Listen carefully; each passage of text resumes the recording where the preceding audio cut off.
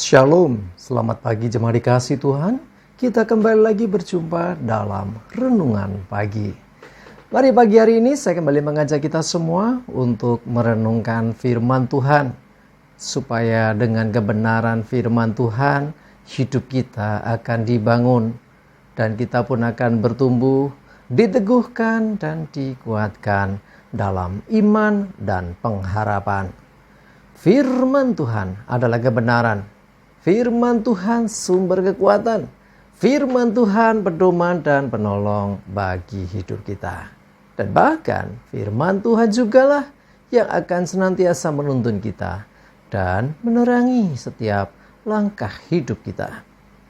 Mari jemaat dikasih Tuhan, sebelum kita merenungkan firman Tuhan pagi hari ini, kita akan bersama-sama berdoa terlebih dahulu. Bapa di surga, kami datang ke hadirat-Mu. Kami naikkan segala puji syukur kepadamu ya Tuhan, atas segala kebaikan-Mu di dalam hidup kami. Dan sungguh kami mengucap syukur atas begitu besar kasih setia-Mu, begitu besar rahmat dan anugerah-Mu, segala berkat dan kemurahan-Mu, perlindungan-Mu, penyertaan-Mu, pertolongan-Mu, dan juga pemeliharaan-Mu atas seluruh hidup kami. Terima kasih ya Tuhan. Pagi hari ini kami mau merenungkan firman-Mu. Mari Tuhan, Engkau yang singkapkan dan nyatakan kebenaran firman-Mu. Dan Roh Kudus, urapilah kami ya Tuhan, sehingga kami bisa menangkap apa yang menjadi pesan Tuhan. Dan kami akan mengerti kehendak-Mu, serta melakukan kebenaran firman-Mu di dalam hidup kami. Terima kasih ya Tuhan. Di dalam nama Tuhan Yesus kami bersyukur dan berdoa. Amin. Mari jemaat dikasih Tuhan, sama-sama kita akan buka Alkitab kita. Dan renungan pagi hari ini sampaikan dari Matius 11 ayat 6. Saya bacakan.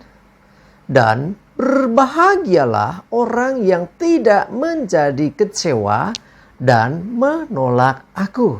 Jemaat dikasih Tuhan, ini bicara tentang Yohanes Pembaptis. Ya, satu kali kisahnya Yohanes Pembaptis ini kan di penjara gitu ya. Dan waktu itu dia mengirim utusan ya kepada Yesus. Ya, utusannya ini menanyakan, apakah engkau di Mesias? Ataukah kami harus menantikan yang lain? Kurang lebih seperti itu. Ya, terus Yesus menjelaskan, orang buta melihat, orang tuli bicara dan sebagainya lah ya, dijelaskan bagaimana dia sudah bikin tanda-tanda dan mujizat itu. Tetapi ada satu statement Tuhan Yesus yang cukup memukul sekali, yaitu ayat yang ke-6 nih. Dan berbahagialah orang yang tidak menjadi kecewa dan menolak aku. Hati-hati, kekecewaan bisa membuat orang kehilangan pegangan hidup. Kekecewaan orang bisa kehilangan iman. Ya, perlu kita ketahui bahwa Yohanes Pembaptis inilah orang yang berkata tentang Yesus, inilah anak domba Allah yang akan menghapuskan dosa dunia. Itu statement dari Yohanes Pembaptis. Yohanes Pembaptis juga lah yang membaptiskan Tuhan Yesus pada waktu itu di Sungai Yordan. Ya, artinya Yohanes Pembaptis tahu betul siapakah Mesias itu, siapakah Yesus itu.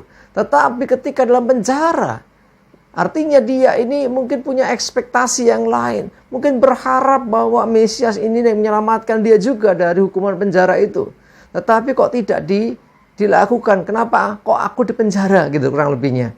Sehingga akhirnya dia mengirim utusan untuk menanyakan kembali, apakah Yesus ini Mesias? Ataukah kami harus menantikan yang lain? Tetapi jemaat dikasih Tuhan, hal ini sesungguhnya juga sering terjadi dalam kehidupan kita, disadari atau tidak. Karena kekecewaan akan satu keadaan, satu kondisi, sehingga orang mulai meninggalkan Tuhan. Karena kecewa dengan mungkin orang di sekitarnya, mungkin kecewa dengan keluarganya, kecewa dengan relasinya, kecewa dengan pemimpinnya, kecewa dengan keadaan hidupnya. Ya, pada akhirnya semuanya berujung pada kecewa terhadap Tuhan. Akhirnya menolak Tuhan.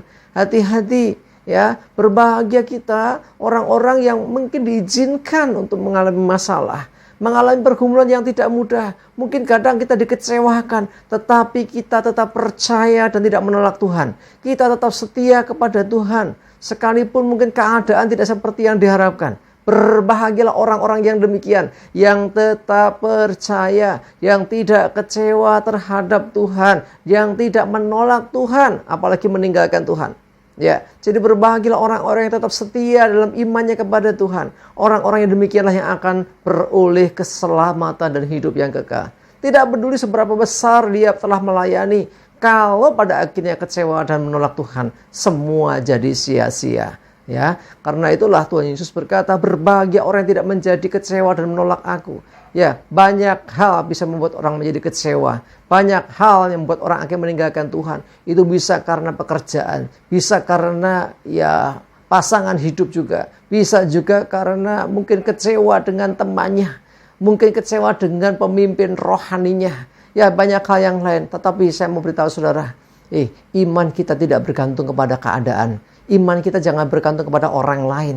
Iman kita hanya bergantung kepada Tuhan. Sehingga apapun keadaan yang mungkin mengecewakan hidupmu, jangan sampai engkau menjadi kecewa terhadap Tuhan. Apalagi sampai menolak Tuhan. Satu kerugian besar, satu tindakan yang bodoh ketika orang yang sudah percaya Tuhan sekian lama pada akhirnya meninggalkan Tuhan.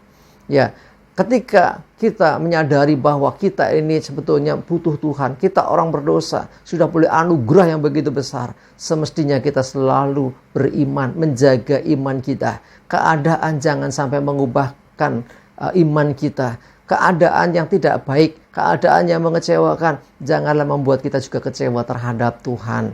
Mari jemaat dikasih Tuhan, saya mengajak kita semua miliki iman yang teguh, yang tetap kuat. Ya, jangan sampai kita ini justru ditolak Tuhan. Sekalipun sudah melayani luar biasa, sepanjang hidup sudah punya iman yang besar, tapi kalau tidak setia sampai garis akhir, maka semua menjadi kesia-siaan. Semua yang baik, semua yang luar biasa yang pernah kita lakukan untuk pekerjaan Tuhan, untuk memuliakan Tuhan, menjadi sia-sia. Ya, mari kuncinya adalah tetap percaya, mentaati Dia dan setia sampai garis akhir hidup kita. Orang-orang yang demikianlah yang akan beroleh hidup yang kekal. Mari jemaat dikasih Tuhan, saya mengajak kita semua di awal tahun 2025 ini, tetap engkau kuatkan, teguhkan iman percayamu. Jangan sampai keadaan mengubah semuanya. Tetap setia kepada Tuhan. Amin. Kita berdoa. Tuhan, terima kasih, kami bersyukur ditegur, diingatkan kembali untuk kami tetap setia kepadamu, mempercayai kebenaran firman-Mu, melebihi keadaan yang terjadi dengan hidup kami. Mungkin banyak perkara, kejadian, atau orang-orang yang mengecewakan hidup kami, tetapi kami mau tetap memandang Tuhan. Kami tidak mau kecewa terhadap Tuhan. Kami tidak mau menolak Tuhan, tapi kami mau setia mengikut Tuhan, apapun keadaan kami. Terima kasih Tuhan, kami bersyukur dan kami berdoa menyerahkan hari ini hidup kami dalam tuntunan penyertaan-Mu, dan jauhkan dari kami celaka dan mara bahaya. Yalah damai, sejahtera dan sukacita, segala berkat dan kebaikan-Mu menyertai kami.